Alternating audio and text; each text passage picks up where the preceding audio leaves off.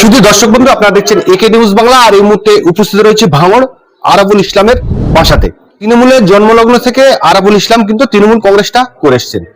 মমতা ব্যানার্জির সঙ্গে আরাবুল ইসলামের কোথায় বা কত সালে পরিচয় হয়, কত সালে তিনি তৃণমূলের হয়ে বিধায়ক হন এই ভাঙড় থেকে, বর্তমানে কেন তাকে অন্য দলের কথা ভাবতে হচ্ছে। 2026-এ আরাবুল ইসলামকে হয়তো তৃণমূলের নেতা আর বহু মানুষ বলবে না, বা আমরাও বলবো না, কেননা মানুষ ইতিমধ্যেই বুঝে গিয়েছে যে 2026-এ আর কয়েকদিনের মধ্যে আরাবুল ইসলামের নতুন কি পরিচয় হতে চলেছে। এই সমস্ত বিষয়ে আরাবুল সাহেবের সঙ্গে আলোচনা করবো, তিনি ঠিক কি বলছেন শোনাবার। মমতা বন্দ্যোপাধ্যায়ের সাথে আমার 84 সালের যাদবপুর লোকসভা নির্বাচনের সময় পরিচয়। তারপরে তৃণমূল দল প্রতিষ্ঠিত হওয়ার পর থেকেই আমি তৃণমূলের প্রতিষ্ঠা, আমি এখানে একদম তৃণমূল গঠন হওয়ার পরে থেকেই আমি পুরো দায়িত্ব ছিলাম। তখন লোক ছিল না তো তৃণমূলে আসার মতো, ভাঙড় থেকে তখন 10 জন 15 জন লোক বেরোতো। তারপরে আমি প্রতিটা অঞ্চলে বসে বসে আমি লোকজন রেডি করে, তারপরে এখন অরূপভদ্র ছিল জেলায়, তার নেতৃত্বে আমরা যেভাবে লড়াই করেছি ভাঙড়ে, একটার পর একটা লড়াই হয়েছে। তারপরে জনস্রোত বেরিয়ে এসছে মানুষ। সিপিএমের ওই সময়, এই যে 98 সালে ওই সময় যেভাবে মানুষ আমার সাথে বেরিয়েছে, শুধু আমি বলে মানুষ আমার সাথে বেরিয়ে এসছে, তার লড়াই হয়েছে। তারপরে 2001 সালে আমি টিকিটের জন্য মমতা বন্দ্যোপাধ্যায়ের কাছে আবেদন করলাম, দিল্লি গেলাম অরূপভদ্র আর আমি। 2001 সালে বললো না, এবারে আমি ছাত্রদাকে টিকিট দেবো, তুই পরে পাবি। তা যাই হোক, সেবারে ছাত্রদা 2001 সালে টিকিট পেলো। খুব লড়াই হলো, হাড্ডাহাড্ডি লড়াই হলো, 11,000 না কত ভোটে হারলো ছাত্রদা। তারপরে 2006 সালে আমাকে টিকিট দিল। তারপর আমি 2006-এ জিতলাম, 2011-এ আমি হেরে গেলাম, আমার নান্নু বিরোধিতা করলো বলে আমি হেরে গেলাম অল্প ভোটে।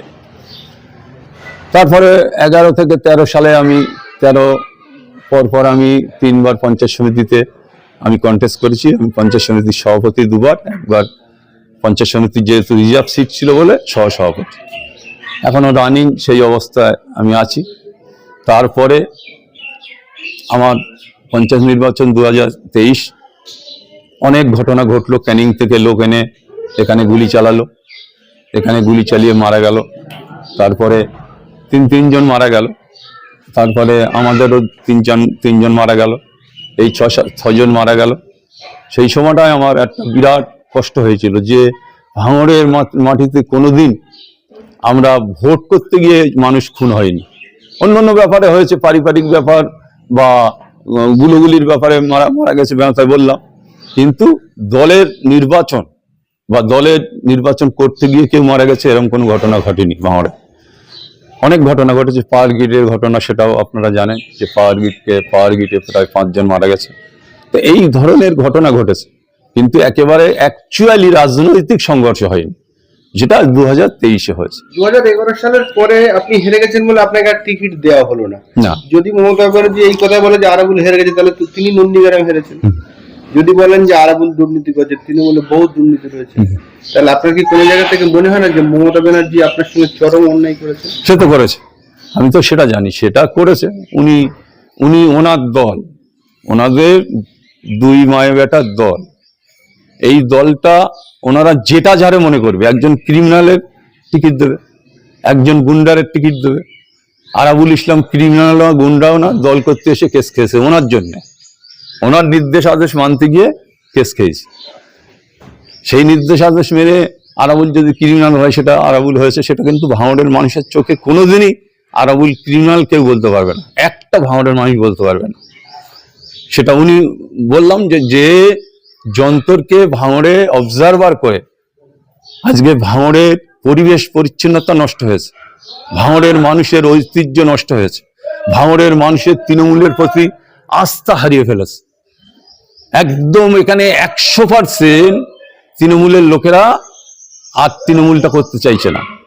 যে এই ধরনের একজন ক্রিমিনাল, এই ধরনের একজন তোলাবাজ, এই ধরনের একজন জমি মাফিয়া, সেই কারণে মানুষ ওনার প্রতি অশ্রদ্ধা, ওনাকে মানে খারাপ চোখে দেখে।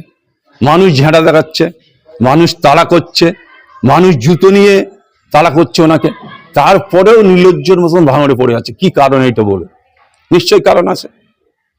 বিভিন্ন কোম্পানি থেকে টাকা তুলতে হয়, বিভিন্ন যারা প্রজেক্ট আছে সেখান থেকে তার টাকা আসে, মাসে মাসে টাকা আসে। এখন উনি এইগুলো ছেড়ে দিতেই টাকা বন্ধ হবে, সেই কারণে এখানে ঝ্যাঁটা জুতো লাঠি খেয়েও এখানে উনি পড়ে থাকবেন। তৃণমূলের যারা প্রথম সারির নেতা, আপনি, সোনালী গ্রহ সহ বেশ কয়েকজন, তারা বর্তমানে দলে নেই এবং দেখতে পাচ্ছি যে বিভিন্ন দল থেকে এসে তারা গুরুত্বপূর্ণ পদ পেয়ে যাচ্ছে, তারা সেই পদে বহাল রয়েছে তৃণমূলের রমরমা বাজার। আর বর্তমানে আরাবুল ইসলামের খুব সম্ভবত তাড়াতাড়ি নতুন কোনো রাজনৈতিক দলের সঙ্গে তারা যুক্ত হতে হবে বা নতুন পরিচয় আসবে।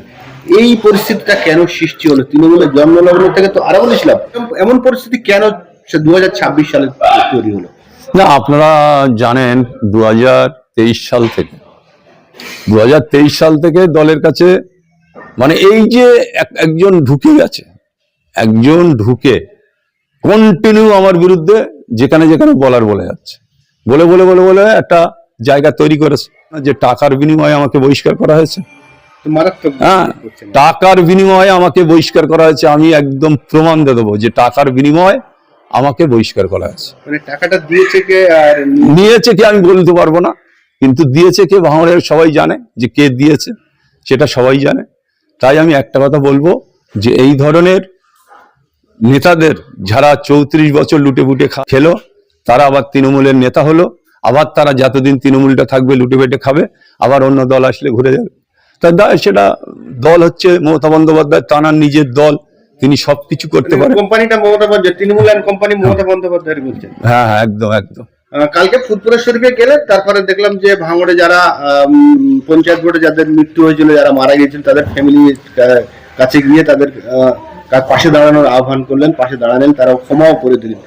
এই যে গেলেন, এটা কি আপনি নিজে থেকে গেলেন না কাল ফুটপুরা থেকে ঘুরে এসে গেলেন, কোনো হুজুর বা তার নির্দেশে এটা করলেন? না না না, এটা আমার আগে অনেক দিন আগে থেকে আমি ওদের সাথে কথা বলার চেষ্টা করছিলাম, অনেক দিন আগে থেকে, যে না এটা আমার দলের লোকেরা করেছে, এটা অন্যায় হয়েছে, আমি তাদের কাছে একবার অন্তত ক্ষমা চেয়ে নেবো বা তাদের কাছে একবার যাব, সাক্ষাৎ করবো। তা সেটা আমার কালকে হয়েছে, সুযোগ পেয়েছি, সেটা আমি কাল সেটা করেছি। নতুন দলের সঙ্গে আরাবুল ইসলামের নাম কবে জুড়তে চলেছে সেটা সময় বলবে, ঠিক সময় আপনারা জানতে পারবেন। আপনারা তো প্রেসের লোক, মিডিয়ার লোক, আপনারা নিশ্চয়ই জানতে পারবেন যে কবে কোন দিন নতুন দলে যোগ দিচ্ছি, সেটা আপনারা সবাই জানতে পারবেন। আমরা গুঞ্জন শুনতে পাচ্ছি যে আপনি বুধবারে আইএসএফ এর বিধায়ক তথা চেয়ারম্যান নওশাদ সিদ্দিকীর হাত ধরে এই ভাঙড়ে ঘটপুকুরে কোন এক জায়গা থেকে পতাকা হাতে তুলে নেবেন। সেটা সময় বলবে, আমি এখন এই কথাটা বলতে পারবো না, সেটা সময় বলবে। যদি 26শে বিধানসভায় কোন জায়গা থেকে প্রার্থী হন, কতটা জেতার বিষয় আছে? আমি শুনুন, আমি আত্মবিশ্বাস আছে আমার, আমি যেখানেই দাঁড়াবো লড়াই হবে। হার জিত তো সেটা পরের কথা, লড়াইটা তো হবে। মমতা ব্যানার্জির সঙ্গে 1988 সাল থেকে আপনি জড়িত রয়েছেন, দলে লড়াই করলেন, সিঙ্গুর নন্দীগ্রামে লড়াই করলেন মমতা ব্যানার্জির সঙ্গে থেকে, বিধায়ক হলেন 2006 সালে। এই যে আজকে অন্য একটা দলে যেতে হচ্ছে, ভাবতে হচ্ছে, এইটা আপনার কতটা পীড়া বা কতটা কষ্ট দিয়ে যায়? প্রচন্ড কষ্ট। কালকে সারাদিন মনটা খারাপ ছিল। আপনারা জানেন যে আমি কালকে সারাদিন খুব বেশি কারোর সাথে কথাও বলিনি। কাল সারাদিনটা আমার মনের কাছে একটা, যে আমি আজকে যে দলটা জন্ম দিলাম, আমার শুধু আমি নয়, আমার ছেলে থেকে শুরু করে আমার ফ্যামিলি, আমার ভাইটা বসে আছে কই, ও মেম্বার, পঞ্চায়েত মেম্বার, এখানে 300 ভোটে জিতেছে এই বুথটা, ও মেম্বার, আমার ছেলে জেলা পরিষদ, তার উপরে আক্রমণ, অনেক ক্ষোভ আছে, ক্ষোভের কথা শেষ নেই। পুলিশ এখানে একতরফা ভাবে শওকত মোল্লার সাথে দালালি করছে। আমার ছেলে মার খাচ্ছে, আমার ছেলের নামে কেস, আমি মার খাচ্ছি, আমার নামে কেস, আমার গাড়ি ভাঙছে, আমার নামে কেস। এই যে পুলিশ রাজ চলছে সারা রাজ্যে, এই পুলিশ রাজটা বন্ধ হওয়ার দরকার আছে, না হলে বাংলার মানুষ আগামী দিনে মানে রাস্তায় নামবে। মমতা ব্যানার্জি তিনি রাফ অ্যান্ড টাফ রাজনীতি করেন, আমি ছোট থেকে দেখে এসেছি। সূর্যকান্ত মিশ্রকে টার্গেট করে হারিয়েছে, অজিত চৌধুরীকে টার্গেট করে হারানো হয়েছে, মোহাম্মদ সেলিমকে টার্গেট করে হারানো হয়েছে। সেই জায়গায় আমরা ভেবেছিলাম যে 2026 সালে নওশাদ সিদ্দিকীকে এই জায়গা থেকে টার্গেট করে হারানো হবে, সেই পরিস্থিতি তৈরি হয়েছিল। অভিষেক বন্দ্যোপাধ্যায় বলে যে ভাঙড় আমার চাই, সেই জায়গায় আপনি এবং কায়সার আহমেদ বেরিয়ে গিয়ে কার্যত নওশাদ সিদ্দিকীকে ভাঙড় বিধানসভা জেতার বিষয় একদম আত্মবিশ্বাসী করে দিয়েছে। 100% নওশাদ সিদ্দিকী জিতবে, শুধু জিতবে নয়, লক্ষাধিক ভোটে জিতবে।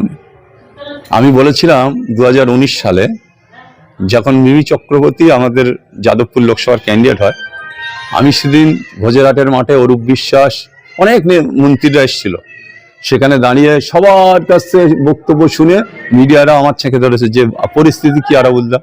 তা আমি বললাম যে আমরা লক্ষাধিক ভোটে মিমি চক্রবর্তীকে ভাঙড় থেকে জেতাবো।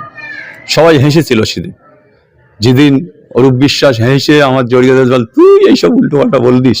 আমি বলি অরূপদা তুমি জানো না, তুমি আর আমি একই কলিগ, তুমি জানো না ভাঙড়ের পরিস্থিতিটা কি। আমরা যখন ভোট গোনার দিন বেরিয়ে গিয়ে সোজাই অরূপ বিশ্বাসের ওখানে গেলাম, ওখানেই ভোট গোনা হয়েছিল পাশের কেন্দ্রে। এবারে 1,11,600 ভোটে জিতেছি, বাংলায় শুধু ভাঙড়টাই দেখাচ্ছে। তা অরূপ বিশ্বাস এবারে গেছি, তা ওই অবস্থা আমার জড়িয়ে ধরে বলে তুই পারিস আর তোর হিসেব। আমি বলি আমি শুনুন, আমরা দল করা, মাটির থেকে দল করা লোক, আমরা বুথ স্তর থেকে দল করা লোক, আমরা কোন বুথে কি হতে পারে বলে দিতে পারি। ভাঙড়ের 200-300 মতন বুথ আছে, আমরা প্রতিটা বুথের মানে একটা ধরে ধরে বলে দেবো যে কোন কোন বুথে আমরা হারতে পারি, কোন কোন বুথে আমরা জিততে পারি, সেটা অভিজ্ঞতা আমার আছে। সেই কারণে আমি বলেছি যে আমরা লক্ষাধিক ভোটে জিতবো। 1,11,000 ভোটে আমরা জিতেছি, বলুন এইবার কি দেবেন। এইসব হয়। আবার আমি বলছি ভাঙড়ে নওশাদ সিদ্দিকী লক্ষাধিক ভোটে জিত। আজাদ জাকিরুল্লাহর সঙ্গে যখন আপনার ট্যাসেল হয় তখন আপনাকে সাসপেন্ড করেছিল।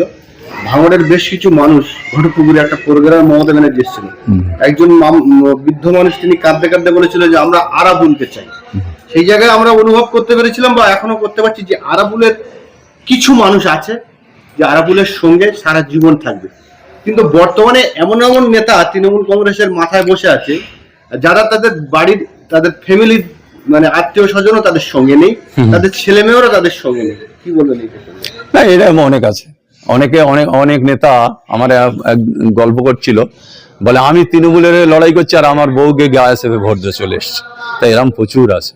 ঠিক আছে, অন্য দলে যদি যান 26শে বিধানসভায়, তাহলে আপনার যে অনুরাগী, যেটা বললাম কিছু আছে আপনার অনুরাগী, আমি অনুভব করতে পেরেছি, তারা সবাই আপনার সঙ্গে থাকবেন? 100% থাকবে।